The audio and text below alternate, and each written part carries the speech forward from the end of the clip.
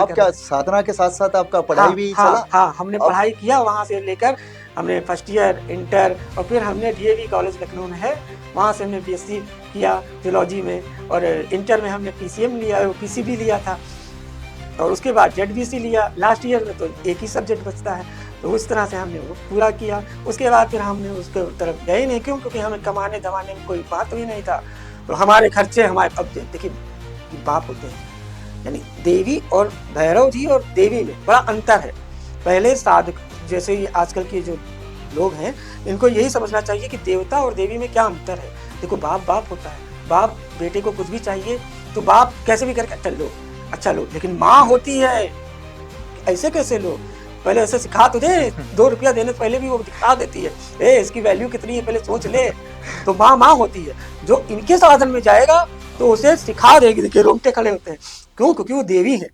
हाँ, देवी ऐसे नहीं मिल जाती है, वो एक एक आपको ऐसी ऐसी परीक्षाओं में ले डालेंगी, ऐसी ऐसी परीक्षाएं ले लेंगी आपकी, कि आपके अंदर भूता होना चाहिए, तब तो आप आगे बढ़े।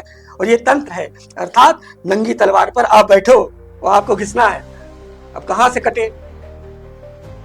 अब वो कहाँ से कट जाए? अगर तुमने जरा सी गलती की तो काट देगा ना, तो आपको फिर इतना आसान नहीं है। बाप भैरव जी तो बड़े सरल हैं, जो भैरव का साधन करे, भैरव तो उसे तुरंत बनाते हैं, पैसा चाहिए, क्या चाहिए वो तुम्हें दे देगा। लेकिन माँ वो तुम्हें सिखाए, वो तुम्हें इंसान बनाए कि नहीं, ये जीवन है, जीवन इतना आसान नहीं। जीवन अर्थात कठिनाइयाँ, संघर्ष, और जिसने संघर्ष नहीं किया उसका जीवन कैसा? स्वयं जो पर ब्रह्म भी अवतार लेते हैं, नारायण ने 10 अवतार लेकर इस धर्म की रक्षा की है, तो उन्होंने भी इस मृत्युलोक में आकर संघर्ष किया है, तप किया है, जगह जगह भटके हैं। उनकी जो स्वयं पर ब्रह्म है, उनकी स्त्री को ऐसे ही हरण कर ले जाएगा, हाँ, और तब भी उन्होंने उस दुख को भोगा है। वो तो एक दिन में ही जाकर रावण का वध खत्म कर सकते थे, लेकिन उन्होंने वैसा नहीं किया ना, उन्होंने इतने वर्ष बिताए हैं, कितने महीने बिताए हैं जा जाकर, और तब कहाँ से वानर और रीछ किस तरह से उनकी सेना बनी है। उससे उन्होंने उस महाअत्याचार, जिसने शिव को ऐसा प्रसन्न किया कि एक हाथ से कैलाश उठाने चला गया था, उसके अंदर इतना अभिमान आ गया था। यानी वो भी तो एक साधक था ना, उसने भगवान शिव को प्रसन्न किया था, उससे भी युद्ध लड़ने के लिए स्वयं भगवान एक आम इंसान के रूप में कैसे गए, कृष्ण ने कैसे कैसे करके साधन किया, तब वे देवता बने।